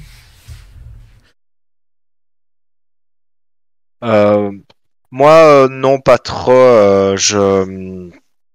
J'ai généralement en tête les derniers événements, donc je regarde pas trop. Et puis il y a ce côté où j'aurais peur un peu de me dire, ouh là là, j'ai fait ça comme ça, c'est pas comme ça que je devrais faire, ou je parle trop vite, ou des fois, enfin, j'aurais peut-être peur que ça me casse un peu dans certains trucs, ou de voir un truc vraiment qui m'embêterait, je sais pas. Donc j'essaye de me dire je le fais, mais sans comme si c'était pas. J'aime le fait que ce soit mis en ligne et que grâce à Kylian il y a une certaine postérité de nos parties. Je trouve ça vraiment ouf. Mais moi c'est vrai que je les regarde pas trop parce que j'aurais peur que du coup je perde ce côté où je suis fier de ce qu'on peut proposer dans les parties. Ok. De mon côté, j'ai appris à accepter ma voix avec le temps. Mes hésitations, et en fait, je peux pas regarder toutes mes parties bien sûr, mais régulièrement, quand je fais mon compte rendu par exemple, compte rendu, ou en tout cas, mais le résumé de la dernière fois, c'est le début de chacune de mes parties, c'est le résumé de la dernière fois. J'ai regardé avant les quelques trucs si j'ai un doute, et ça sert à ça en fait, à la base de ces vidéos. Donc je les regarde, et quand ça m'est arrivé 2-3 fois de revenir sur une scène pour la voir de bout en bout et voir les interactions avec les PJ, parce que j'avais pas senti cette scène, et je voulais voir à quel moment ça avait dérapé, ou que voilà. Et donc ça me sert en feedback pour moi. Ouais. Je pense que c'est intéressant de revoir. Et moi je regarde du coup particulièrement quand je pense que j'étais pas bon. Voilà. D'accord. Et voilà, je regarde ces moments-là. Ouais, donc tu as un petit regard particulier sur tes parties qui te permet en fait de pouvoir analyser la partie, voir où tu as pêché, où là c'était correct, etc. Là c'était très bon, etc. Est-ce que tes parties enregistrées te permettent aussi de revenir sur des moments où tu as peut-être improvisé et que tu te souviens plus? Et donc du coup la vidéo te permet de revoir et de dire ah putain merde j'ai dit ça à mes joueurs, du coup merde faut que je le note comme ça la prochaine fois je dirai pas n'importe quoi. Alors je vais montrer à la caméra, parce qu'on se voit en caméra, ça c'est mes notes quand je joue. Ouais. Donc je note tout, ce que j'improvise je le note, c'est-à-dire je note. Mais il n'y a pas plus tard qu'il y a 2 jours, je suis allé à la vidéo pour retrouver l'heure à laquelle j'avais donné au PJ un rendez-vous. Un PNJ avait donné un rendez-vous, et je suis incapable de me rappeler l'heure que j'avais donnée, parce que c'était sorti comme ça. Donc vraiment je m'en sers, et grâce au chapitrage je vais très vite, et même parfois en cours de partie je reviens voir la vidéo, Et au chapitrage, je vais vite sur le moment et j'arrive à avoir des informations si j'ai oublié. Donc ça me sert vraiment de base de données du passé. Ok. Ah, parfait, bah, je fais pareil parce que il y a des choses effectivement que j'improvise parce qu'on peut improviser même en virtuel, et il y a des choses effectivement qu'on va raconter, et sur une partie sur 2 semaines par exemple, là j'ai des parties de Cthulhu, j'ai pas joué pendant 1 mois à peu près. Si j'ai improvisé des trucs et que j'ai pas noté, je vais revenir sur mes vidéos, et puis alors je vais les regarder rapidement parce que j'ai pas de chapitrage, mais moi je les regarde en 1 fois 1,5, comme ça c'est plus rapide, et puis je vois où j'ai les vidéos que je regarde en Actual Play, je les regarde en 1,25 je crois, enfin un peu plus, voilà, pour m'en taper plein en fait. J'accélère un peu parce qu'il y en a tellement maintenant des Actual Play que pour la suite de ce que je veux faire au niveau de mes projets, je suis obligé de l'accélérer un petit peu les choses, quoi. Et donc du coup, ces vidéos permettent effectivement de revenir sur des parties où j'ai un peu improvisé avec les joueurs et que je me souviens plus du tout parce que je commence à être vraiment très vieux et commencer à avoir Alzheimer. Donc du coup, les vidéos effectivement me permettent ça en fait. Donc ça c'est vraiment le bon plan aussi de faire des vidéos, c'est de pouvoir se rappeler après, de revenir sur les vidéos pour pouvoir pas dire n'importe quoi à la prochaine séance à ces joueurs, quoi. Est-ce que vous avez eu des difficultés quand vous avez commencé à jouer en virtuel? Est-ce que vous avez rencontré des difficultés? C'est-à-dire que ce soit en technique, que ce soit la mise en place, la disponibilité des gens, l'organisation, etc. Parce que je suppose qu'au début, ça devait être un peu chaotique pour organiser tout ça, et qu'au fur et à mesure on apprend, et que maintenant ça roule tout, enfin tout roule, quoi, en gros, quoi. Mais au début, quand vous avez commencé, est-ce que vous avez trouvé qu'il y avait quelques difficultés à pouvoir entrer dans le virtuel en jeu de rôle? Moi non, au contraire, je trouve que ça a été plus facile justement que via l'IRL, parce que les autres personnes que j'ai rencontrées étaient aussi en demande de jouer, donc c'était un peu tous ces gens qui n'arrivaient plus forcément à avoir des tables qui s'étaient un peu peut-être retournées dans un premier temps sur le virtuel, et donc de ce fait, pour moi c'était une facilité. Okay. Et pour les programmes, moi j'ai commencé à Roll20, c'était assez simple à prendre en main, parce que surtout que moi au départ c'était vraiment pour lancer les dés, les fiches de perso, donc voilà, c'était pas grand chose. Je me rappelle juste pour l'anecdote. Voilà, pour l'anecdote, ma première partie sur Foundry, donc avec Kylian, je crois qu'on m'entend peut-être à moins que ton pause en train de râler parfois, parce que j'arrivais pas à dézoomer correctement, parce qu'il y avait un truc dans les options qui marchait pas, et au fond de moi ça m'énervait à mort, parce que j'étais là, mais ça marche pas, je passe pour un branque, c'est filmé. Donc voilà. Ouais, j'ai coupé, t'inquiète. Ah oui. Oh, je prends l'ordi, je balance et tout. Fais chier. Les difficultés, moi j'en ai eu techniques. Alors comme j'ai commencé alors qu'il y avait peu d'outils, c'était très la galère au début. Maintenant, moi je considère que c'est easy, c'est très facile aujourd'hui. Entre des Discord, des TeamSpeak pour le son, des Foundry, des Roll20 qui sont quand même rodés. Roll20 en 2 minutes, tu fais un compte et tu joues. Y a pas... Après, il faut l'ergonomie. Donc la difficulté, en fait, je pense que c'est comme tout, il faut prendre du temps pour lire le manuel d'utilisation. Et dans une société où on va très vite, ça nous agace toujours parce qu'on considère que tout doit être comme l'iPhone, il suffit d'appuyer et puis ça marche.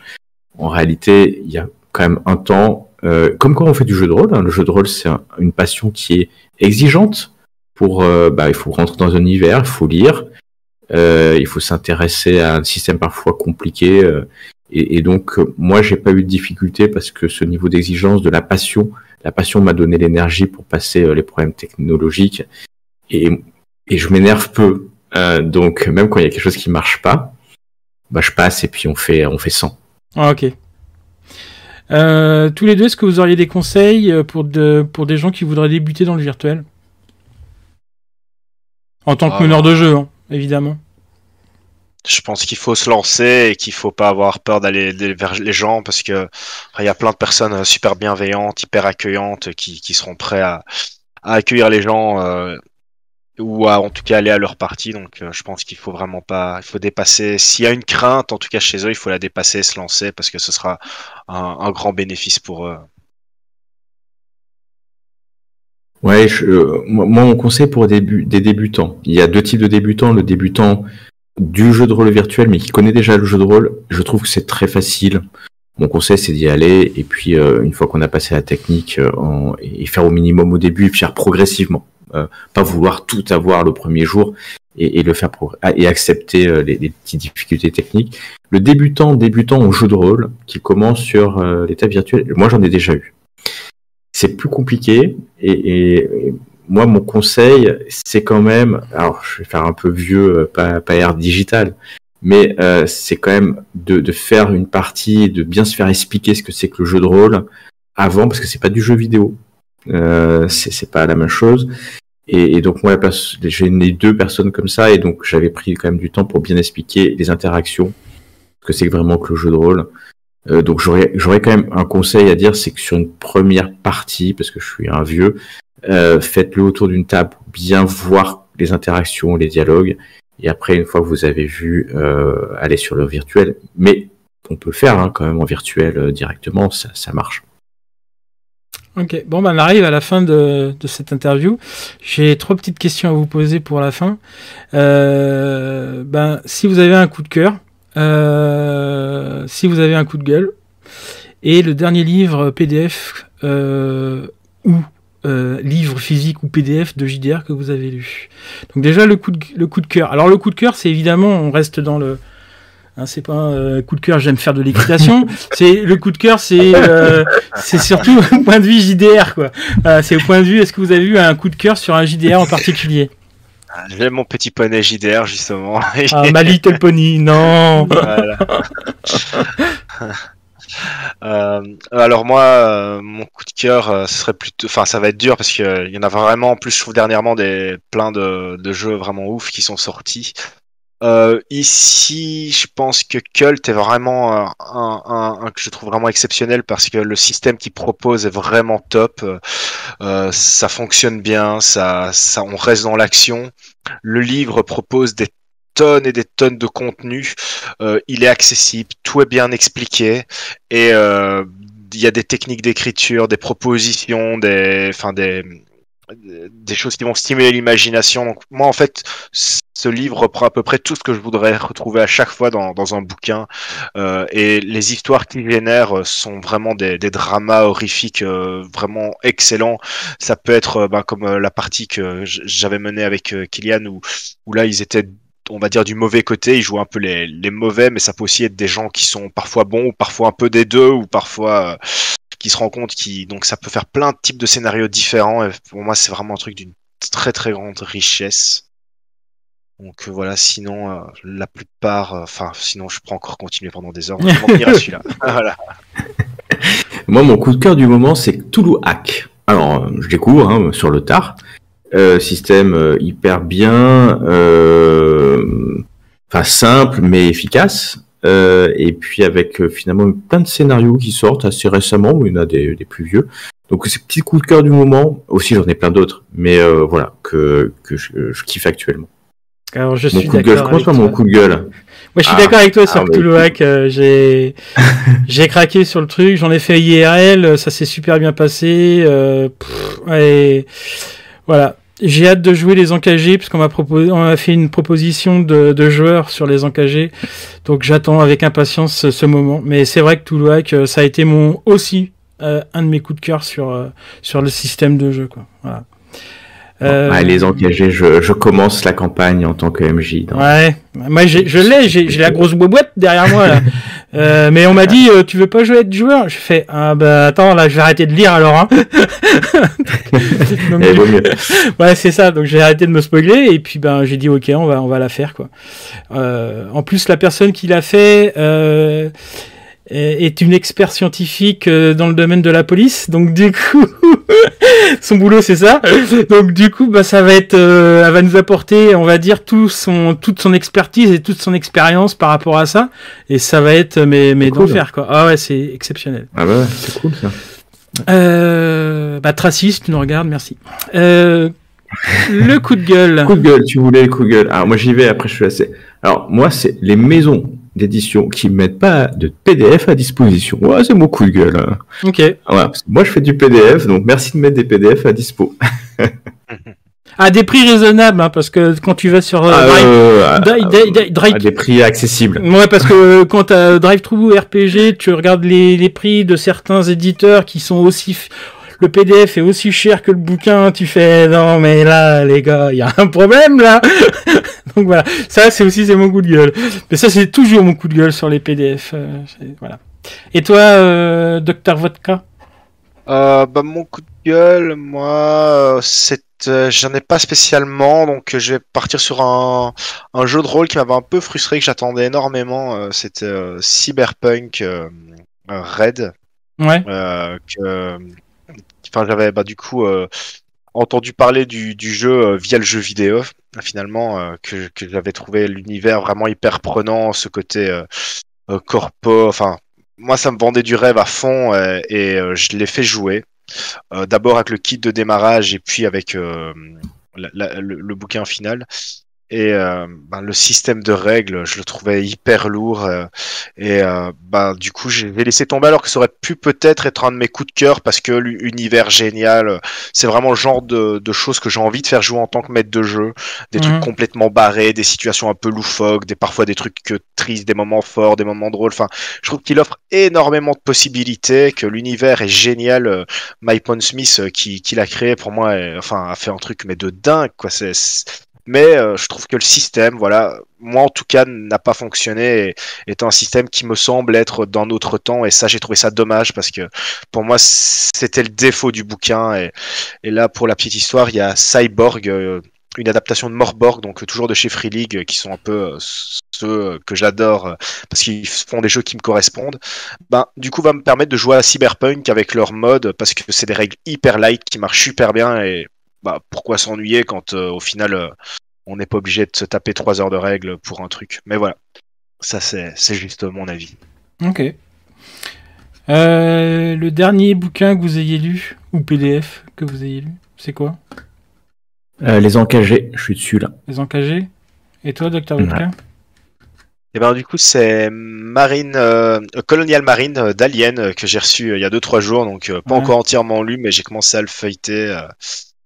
Et alors, ça a l'air génial, ça donne envie de faire une campagne Alien, évidemment. Ah ça. Et ceci clôt notre petite interview virtuelle. Je vous remercie tous les deux d'avoir participé et puis d'avoir accepté mon invitation encore une fois.